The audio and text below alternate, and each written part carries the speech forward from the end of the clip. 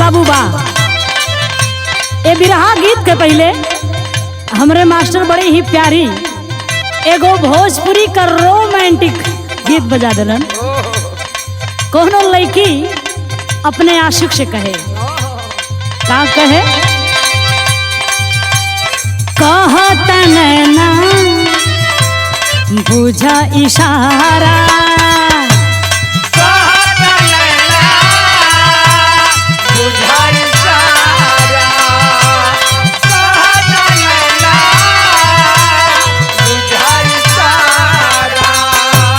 मन में फिरतिया उठत बाड़ा,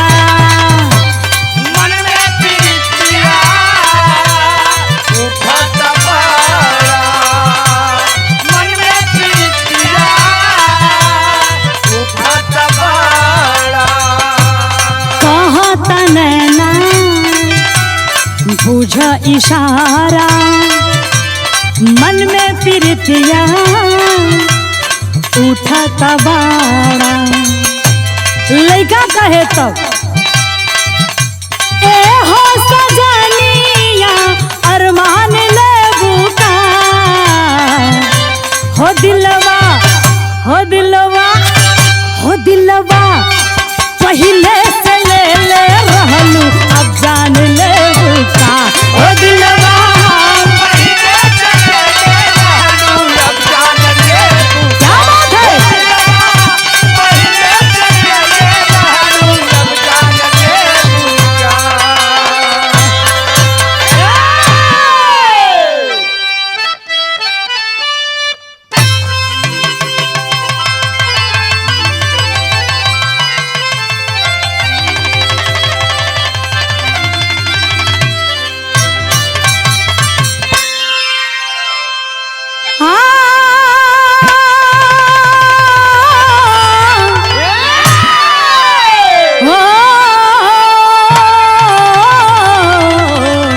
समरिया हो भोले बाबा जोगिया हो राम।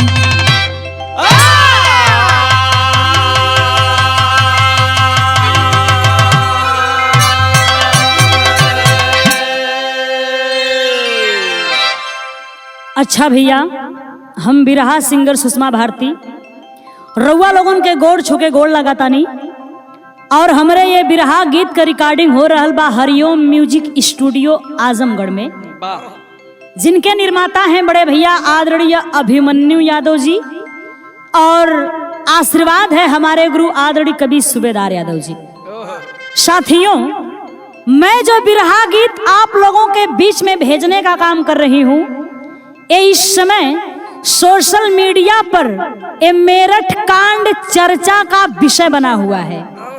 इस पर बहुत से साथी लोग ड्रम को लेकर रील भी बना रहे हैं इंस्टाग्राम पर, तो मेरे समझ से ये ठीक नहीं है।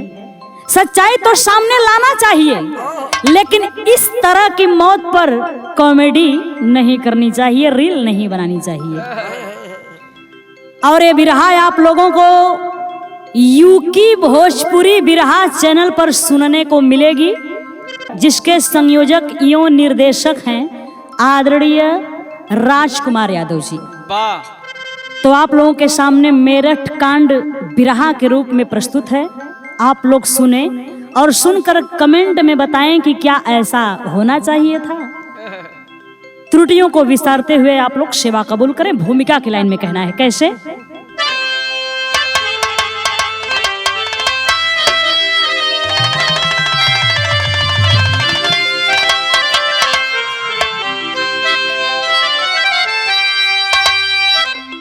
कि कोई एतबार कैसे किसी पर करे,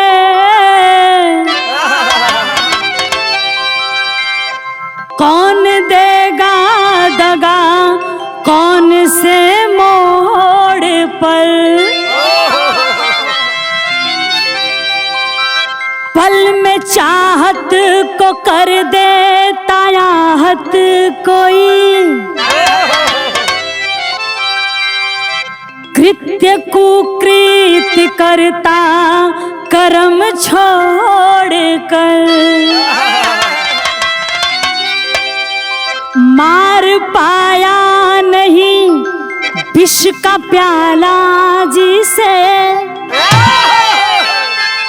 उसको विश्वास में ही है मारा गया।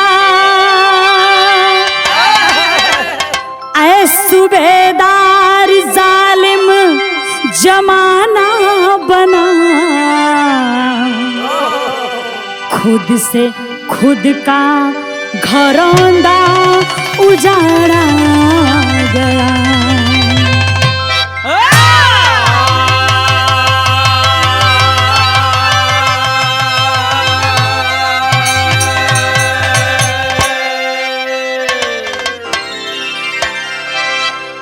कवि जी लिखते हैं कि खुद से खुद का घरौंदा आशियाना उजाड़ा गया।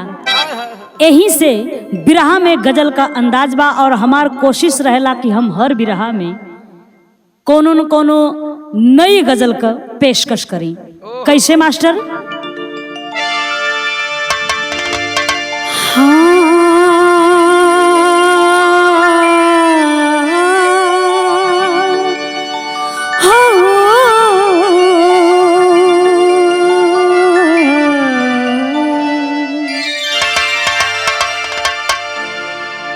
कि आंसू में जहां में बहायान कीजिए, इन मोतियों को ऐसे लुटाया न कीजिए। दुनिया है बेवफा बदनाम ना कर दे, लिख लिख के मेरा नाम मिटाया न कीजिए। क्या बात है। एक टूटे दिल की फरियाद है। कोई माशुका अपने बेवफा आशिक से कहती है क्या कि अजी बसा ले तू अपनी दुनिया खुशी से,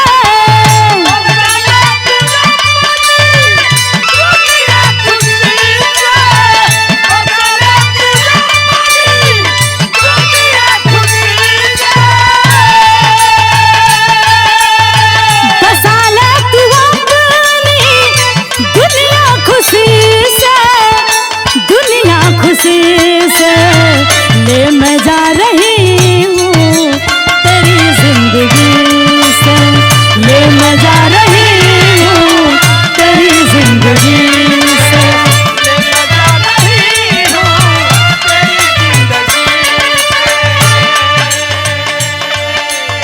लेकिन कितना सुंदर भाव कवि जी लिखले हुए, जरा गौर करेंगे।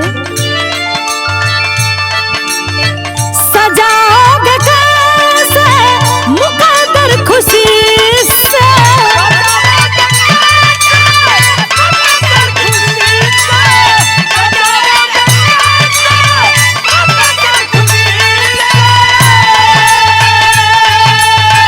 सजाओगे कैसे मुकद्दर खुशी से, मुकद्दर खुशी से।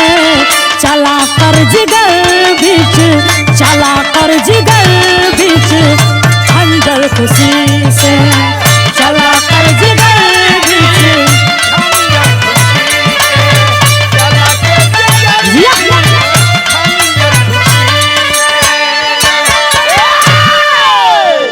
ए भैया, ये हमें से बिरहा में कहानी का शुरुआत भइल नजम के लाइन से कहना बा। कैसे?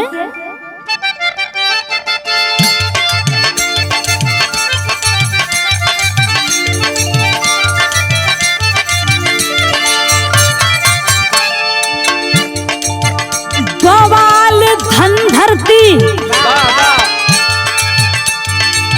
बवाल धन धरती नारी के लिए होता है, बवाल धन धरती नारी के लिए होता है, कोई चक्कर में इनके रात दिन रोता है।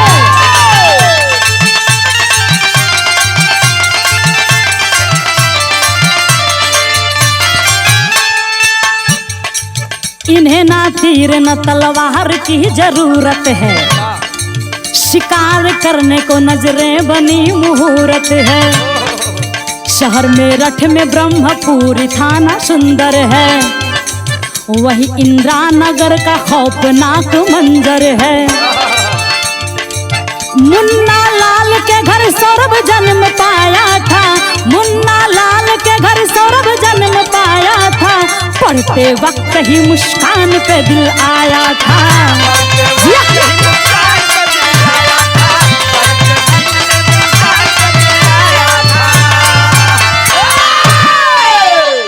ए भैया ये कहानी कहाँ का बा?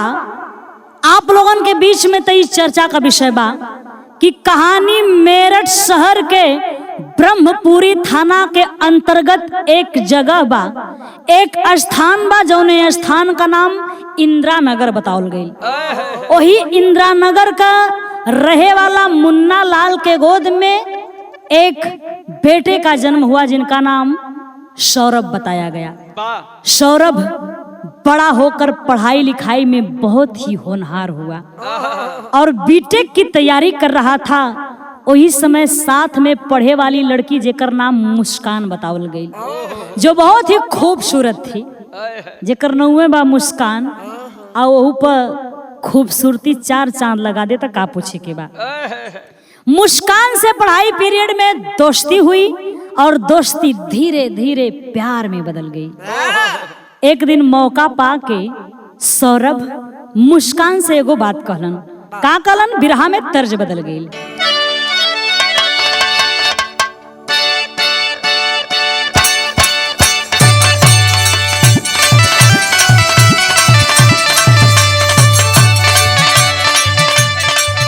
कोनो लड़का कोनो लड़की के एक तक निहारत रहे। ए राजेश भैया, वो अंदर अंदर चाहत रहे ओके। एक दिन वो लड़की का नजर लड़का से टकराई तब पूछे लगल, का कहे? कबो लड़की सुघर नहीं के देखा लेता,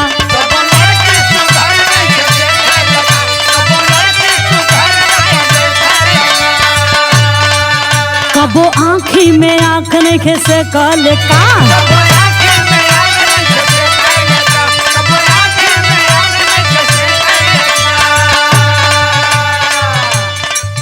कबो लड़की सुघर नहीं ख देखा लेता, कबो आँखी में आँख नहीं ख से ख लेता। तब लड़का कहे, गोरे बागलिया गाली पे तोहरे शोभे करिया तिल, गोरिया तो पाहो, गोरिया तो पाहो, झांकता ओढ़निया में से दिल, गोरिया तो पाहो, झांकता ओढ़निया में से दिल, गोरिया तो पाहो, झांकता ओढ़निया में से दिल, गोरिया तो पाहो। लेकिन आप लोग कहानी की तरफ गौर करेंगे। सौरभ मुस्कान के देख के कहा कहत हुवन, कबो नैना से नैना मिलैबू का,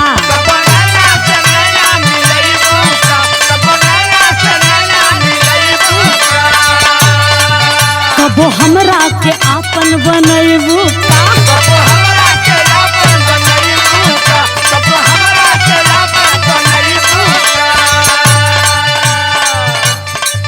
कबो नैना से नैना मिलैबू का, कबो हमरा के आपन बनैबू का। कातिल जवनिया एहो सजनिया, गलबा गोरे गोर, गोरिया माना हो, गोरिया माना हो, हिले कमर का हिले पोरे पोर, गोरिया माना हो, हिले कमर का हिले पोरे पोर, गोरिया माना हो, हिले कमर का हिले पोरे पोर, गोरिया माना हो। देखी सौरभ मुस्कान का बड़ाई करता, तारीफ करता। का कहे? और काली काली आँखिया पे चश्मा लगाई के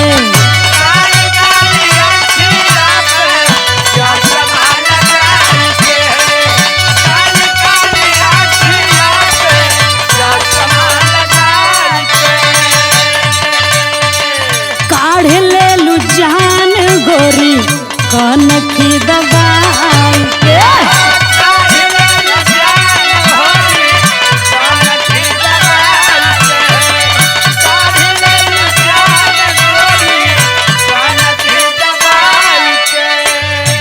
लेकिन मुस्कान का कहत बा ई सूरतिए सुघर बा त हम का करी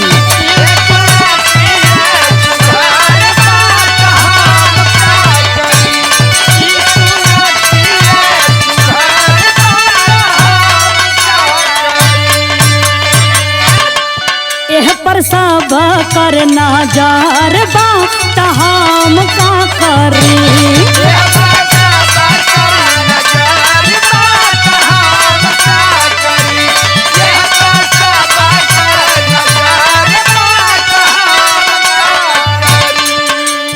माथे की बिंदिया ले गई निंदिया ले बुपिरतिया जोर गोरिया माना हो गोरिया माना हो हिले कमर ताहिले कोरे कोर गोरिया माना हो हिले कमर ताहिले कोरे कोर गोरिया माना हो हिले कमर ताहिले कोरे कोर गोरिया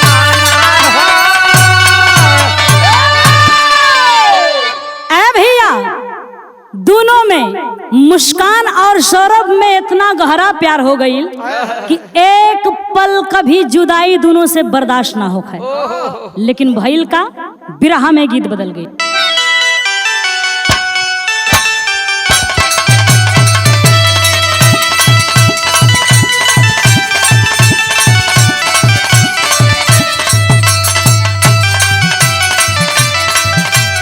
क्या बात है देखी कोनो लड़की का सहेली पूछत बाकी का हो सखी तू ससुरा से आ गई अपने ससुरा का हाल चाल बतावा। वो बतौला कि हमार तो कुल ठीक बा तू अपन बतावा। तब ई अपन बतावत या कहत या का कहे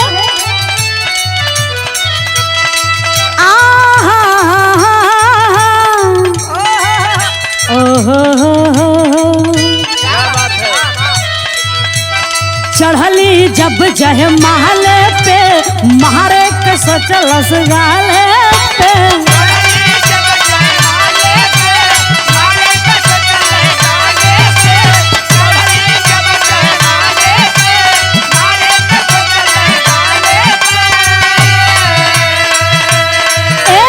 चढ़ली जब जह महले पे मारे के सचलस गाले पे पूछे लागल कुंवारे के बतिया तनिको ना करा लाजबा हम तो डलिए में से जनली रे इतियावा उड़न बाजबा हम डलिए में से जनली रे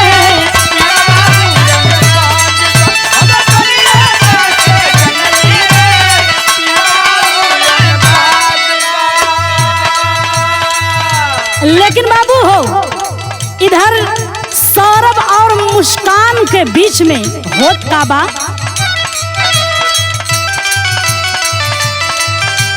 गाड़ी मोहब्बत के लड़ल बा बढ़ल त आगे ही बढ़ल बा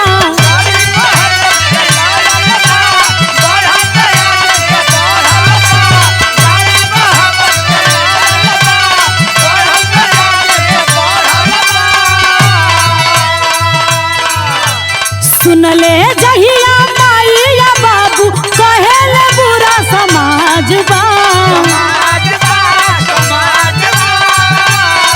हम तो नन्हवे पर से जनली हो लड़की उड़न बाजबा हम नन्हवे पर से जनली हो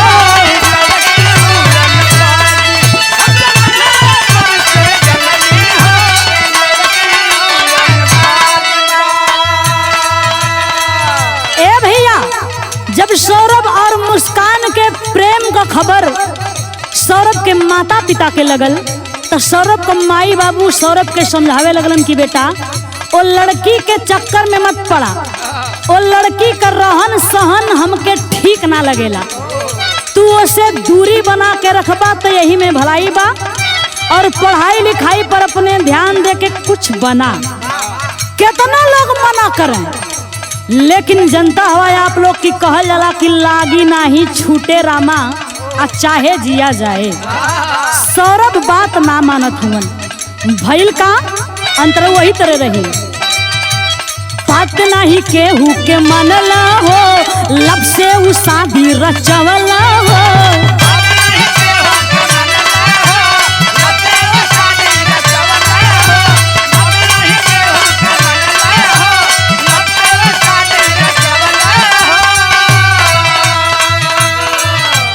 अलगा हो के रहेला सबसे करत शहर में राजबा, हम तो नन्हे पर से जनली हो कि लड़की उड़न बाजबा, हम नन्हे पर से जनली हो। क्या बात है?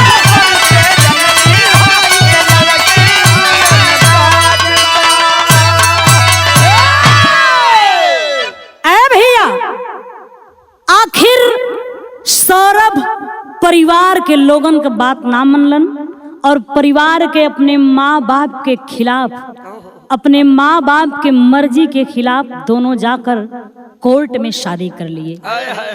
जब मुस्कान दुल्हन बन के घरे आई तो बाबू हो कौनो मतारी बाबू हो ना अपने बेटवा से थोड़ा दिन के लिए नाराज होना। ससुराल पहुंचल तब मुस्कान के लोग अपन बहू एक्सेप्ट कर लेलन, स्वीकार कर लेलन, लेकिन जब 15-20 दिन बीत गई तो रोज खाली सास ससुर से ई मुस्कान झगड़ा करे लगे। एक दिन सौरभ से कहलस कि या तो तू अपने माई बाप के साथे रहा आ नहीं तो हमके लेके कहीं अलग रूम लेके रहा। अरे बाबू यही के कहल जाला कि जोरू का गुलाम। अरे भैया सौरभ का कैलस कि मुस्कान के लेके और शहर में ही एगो किराए के मकान लेके रहे लगल और परिवार का खर्चा चलावे बदे छोटी मोटी नौकरी शहर में करे लगल। लेकिन एक दिन सौरभ मुस्कान के लिया के शहर में किराए के मकान में रहे लगल और छोट मोट नौकरी करे लगल, लेकिन वो से सौरभ का और मुस्कान का आर्थिक स्थिति ना सुधरल। फिर सौरभ का नौकरी लग गई लंदन में और जब लंदन में नौकरी लग गई तो लंदन में नेवी के माध्यम से नौकरी करने लगा सौरभ। एक दिन सौरभ की पत्नी मुस्कान कहे लगल फोन पर कि सौरभ हमनी का शादी भइले 3 साल हो गई, तो 3 साल में हम एक ठे तोहरा के एगो खुश खबरी सुनावतानी। का खुश खबरी बतौले बा? बिरहा में तर्ज बदल गई।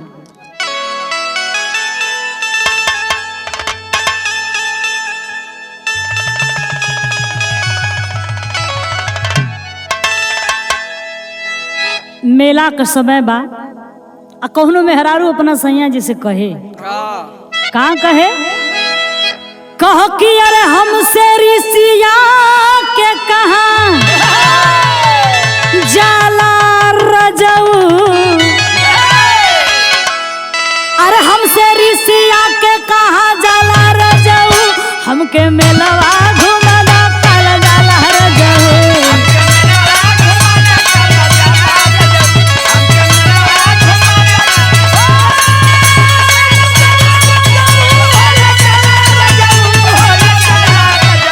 हमके मेलवा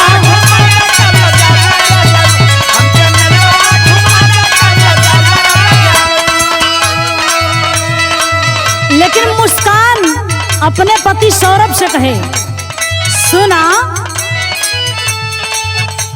अरे लंदन रही के रुपया खूब कमाला रजऊ, लंदन रही के रुपया खूब कमाला रजऊ, ले ले अइहा घुना घुना कुछ बुझाला रजऊ।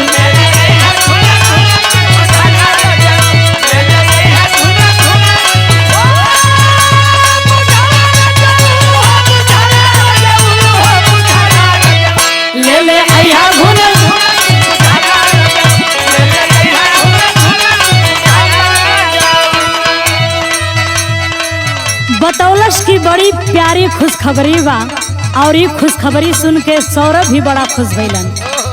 तो भइल का 3 साल बाद पैदा भइली एक कुमरिया।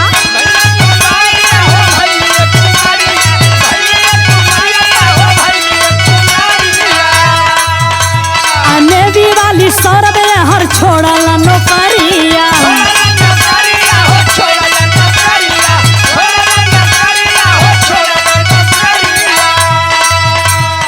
ओहर होला घर में घोटाला रजऊ, ओहर होला घर में घोटाला रजऊ। ले ले अइहा घुन घुना कुछ बुझाला रजऊ।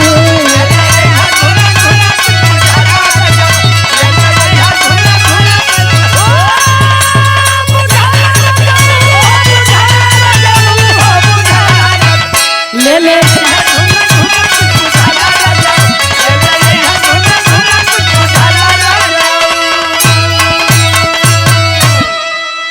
ए भैया, शादी के 3 साल के बाद मुस्कान के एगो बड़ी ही प्यारी लड़की पैदा भइल, जेकर नाम लोग बड़े प्यार से पीहू रखलन। ओहर सौरभ नेवी का नौकरी छोड़ के और सेल्समैनी का काम करे लगलन। धीरे धीरे जब पीहू बच्ची 3 साल का भइल, अपने बेटी पीहू के अपने नैहर अपने मायके छोड़ के अब बगलिए के एगो साहिल नाम के व्यक्ति के साथे नैन मटक्का करे लगल। एक दिन 3 साल के बाद वो लड़की पीहू का जन्मदिन आइल। तो भइल का तेरी की लाइन में कहना बा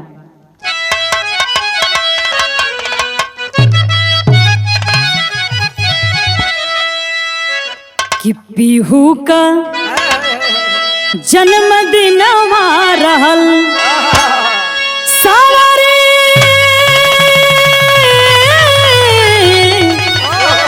हो। पीहू का जन्मदिन रहल कैला घर का सौरभ लंदन से पयनमा। कैला घर का सौरभ लंदन से पयनमा, पीहू का जन्मदिनवा रहल।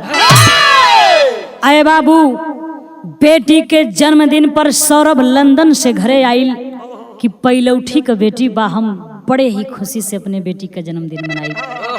घरे आइले के बाद एक दिन मुस्कान और साहिल के नाजायज संबंध का जानकारी सौरभ के कान में पड़ल।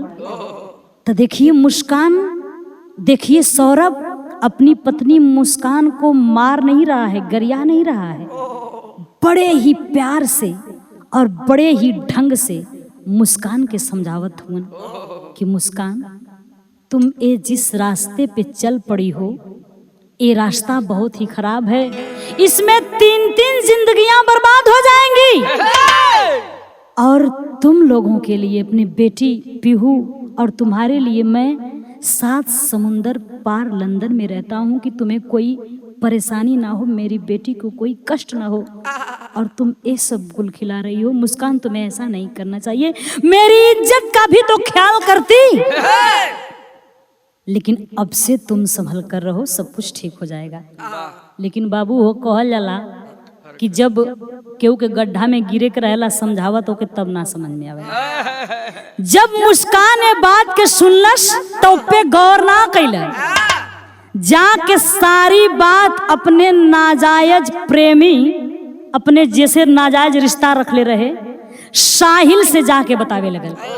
आ कहलस कि साहिल, हम तोहरे बगैर एक पल भी ना रह पाई, एह लिए सौरभ के ही रास्ते से हटावे की पड़ी। अरे बाबू, एक दिन रात का कैलस कि चोरी से सौरभ के खाना में नशा का दवा मिला देलस। अब खाना खा के सौरभ नशे के कारण गहरी नींद में सो गया। तब मुस्कान का कैलस कि साहिल के, देखें जब सौरभ गहरी नींद में सो जाता है तो आधी रात को मुस्कान साहिल के अपने प्रेमी के बुलौलस और हाथ में खंजर लेके और सौरभ के सीने पर सवार हो गई। तब तक सौरभ की भी नींद खुल गई। सौरभ सारी बात समझ गया कि अब मेरी जिंदगी खतरे में है, अब मेरी जान नहीं बचेगी। तो भैया हो, सौरभ रो रो के मुस्कान से एगो बात कहे। का कहे? बिरहा में तर्ज बदल गई।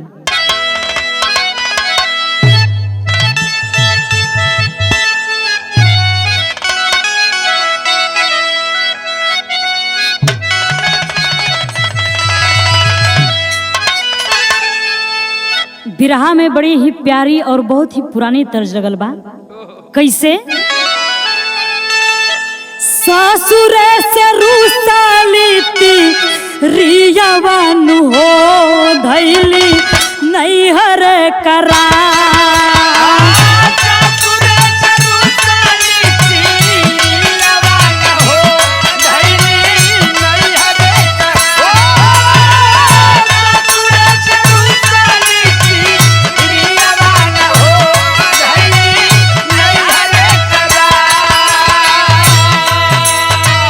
लेकिन बाबू गौर करेंगे, आज सौरभ का जान खतरे में बा और सौरभ रो रो के हाथ जोड़ के मुस्कान से अपनी पत्नी से अपने जान का भीख मांगत बा। कहा कहे? काहे आज हो गईलू बे गानावान हो सुना दुलही हमार।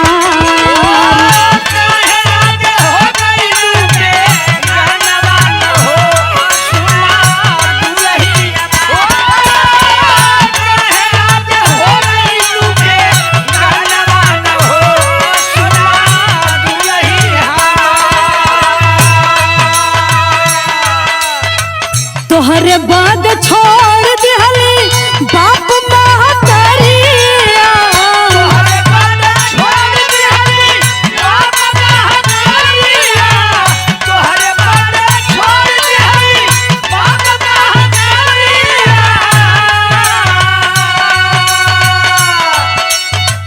तोहरे कारण बसली जाके लंदन सहारिया।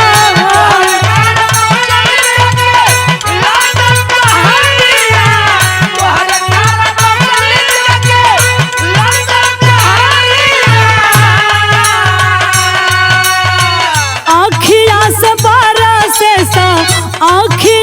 बरसे सा वाना वानु हो सुना दुलही हमार।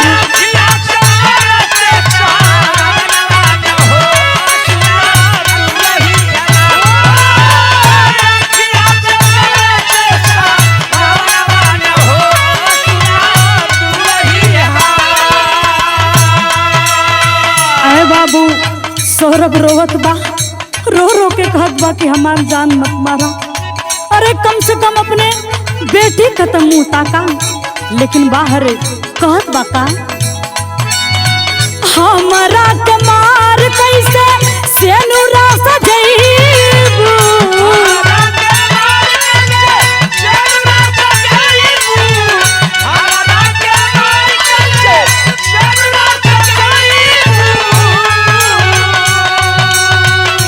छिपी हूँ बिटिया तो ओके का बतैबू।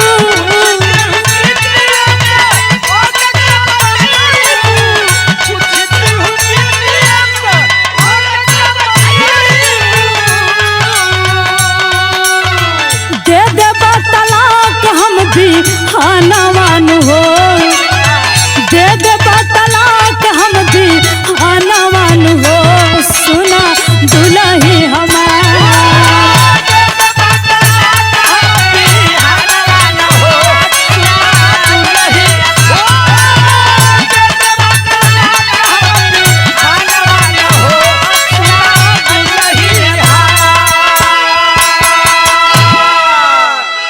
अरे बाबू, सौरभ रो रहा है, रो रो के कह रहा है कि मुस्कान, तुम्हें जब समझ में नहीं आ रहा है, तुम परिवार को बर्बाद कर देना चाहती हो, तुम अगर मुझसे छुटकारा ही चाहती हो तो तुम्हें मैं कल तलाक दे दूंगा। तुम जाओ जाओ, शौक से साहिल के साथ अपनी जिंदगी बिताओ, लेकिन कम से कम अपनी बेटी पीहू के खुशी की खातिर मेरी जिंदगी बख्श दो, मेरी जान को बख्श दो। लेकिन बाबू हो भइल का पापट की लाइन में कहना बा।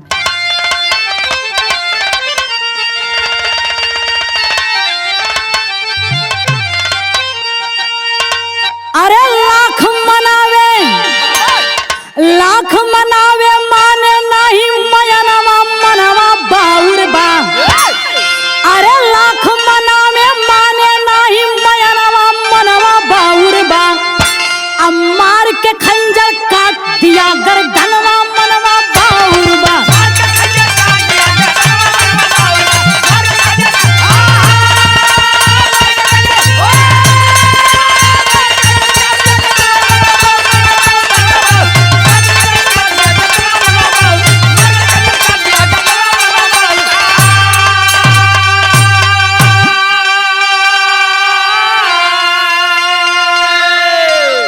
लाख मनावे माने नाही मयनवा मनवा बाउर बा।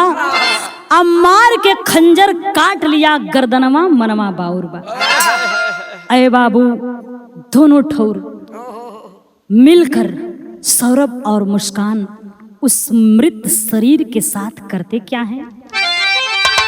दोनों मिलके काटी काटी 15 टुकड़ा तब कैले हो। ड्रम के अंदर लाश छिपा तब पैक सीमेंट से कैले हो। अरे साहिल के संघू में शहर दरम्यानवा मनवा बाउर बा। अरे साहिल के संघू में शहर दरम्यानवा मनवा बाउर बा। 14 दिन पर लौटल बाय भवनवा मनवा बाउर बा।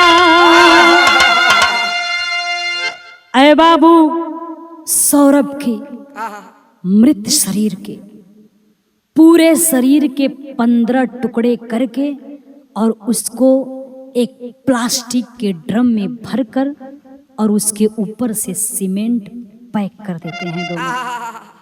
और अपने प्रेमी साहिल के साथ जाकर वो मुस्कान मनाली घूम रही है। 4 मार्च 2025 के दिन की ये घटना है। 13-14 दिन के बाद मनाली घूमने के बाद 18 मार्च के अपने नैहर पहुंचल मुस्कान। तब भइल का आल्हा में प्रमाण मिला।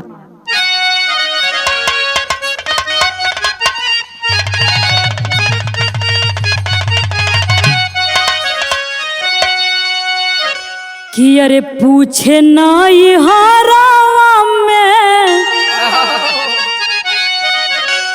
पूछे नहीं हरावा में माई ते ही छनवा भैया।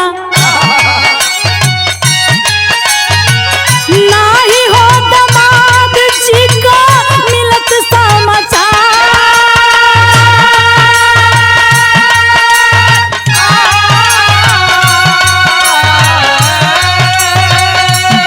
बार माई जब पूछे कबतिया भैया, बोला मुस्कान तब चनिया तिखा।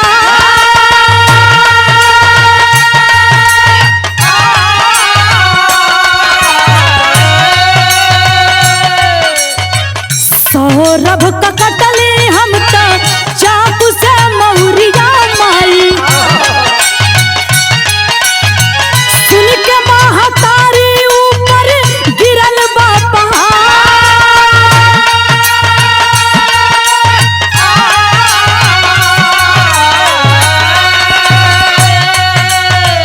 माई बाबू राय कह के आइल थानवा पे भैया। कह के प्रशासन से करब लगी गिरफ्तार।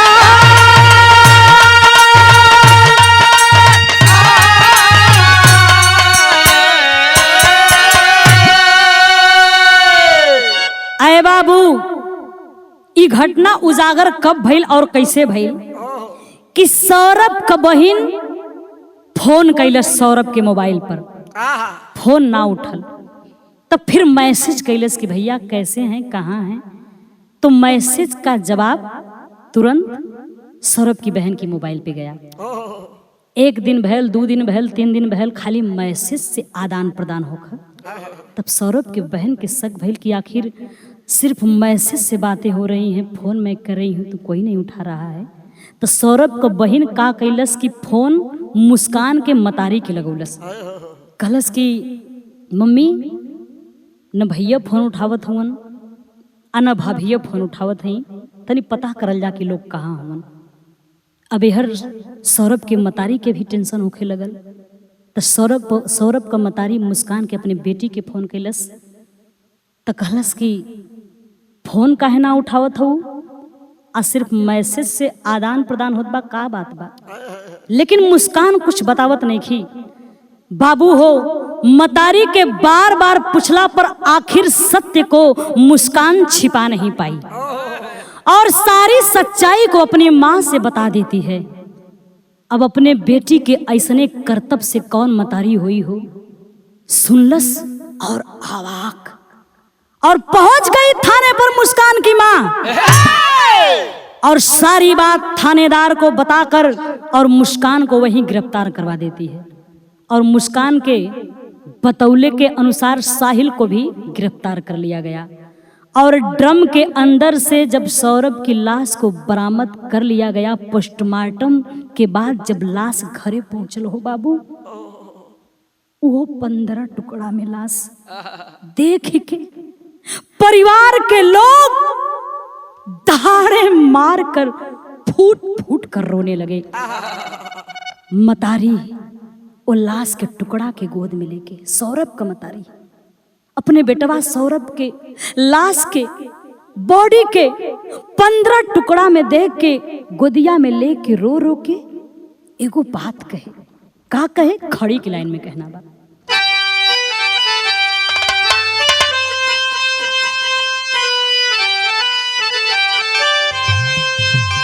कि अरे रोवे माई आवे ना जिगर में धीरा,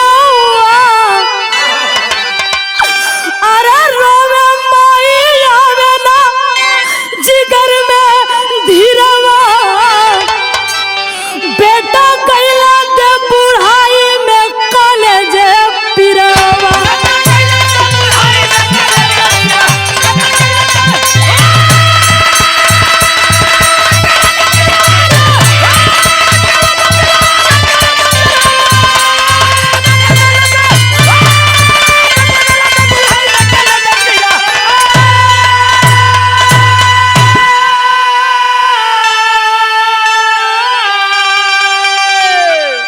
रोवे माई आवे ना जिगर में धीरवा, बेटा गैला दे बुढ़ाई में कलेजे फिरवा।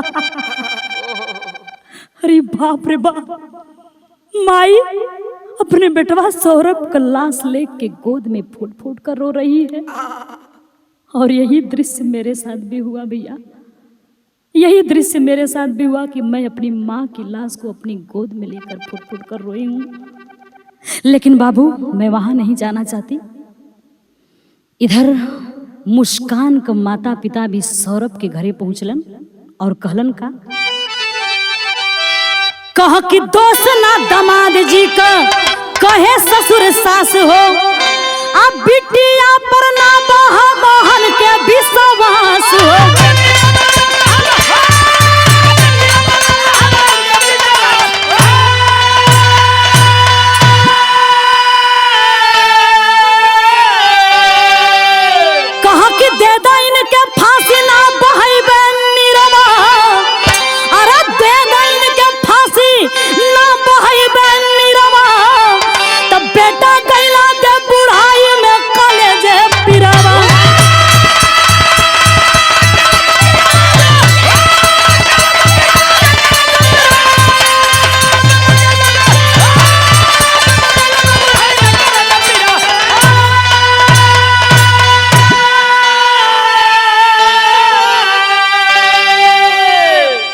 बाबू सौरभ के सास और ससुर भी पहुंचे सौरभ के घर और सौरभ की ऐसी हालत उसे 15 टुकड़ों में देखकर ये लोग भी अवाक हो गए।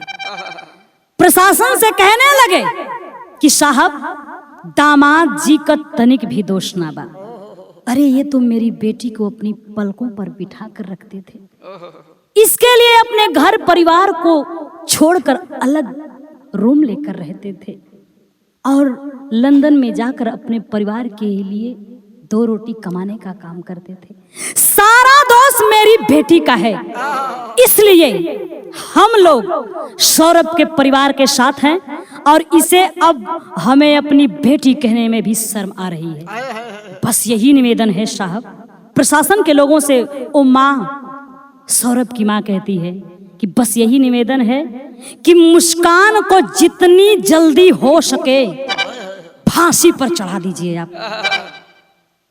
तो भैया हो ऐसा तो आज का समाज बा, ऐसा आजकल के लोगन का प्यार आ विश्वास बा। केहू के करो पर कैसे भरोसा करी, केहू लोग के भरोसा के लायक नहीं। लास्ट लाइन में कहना बा,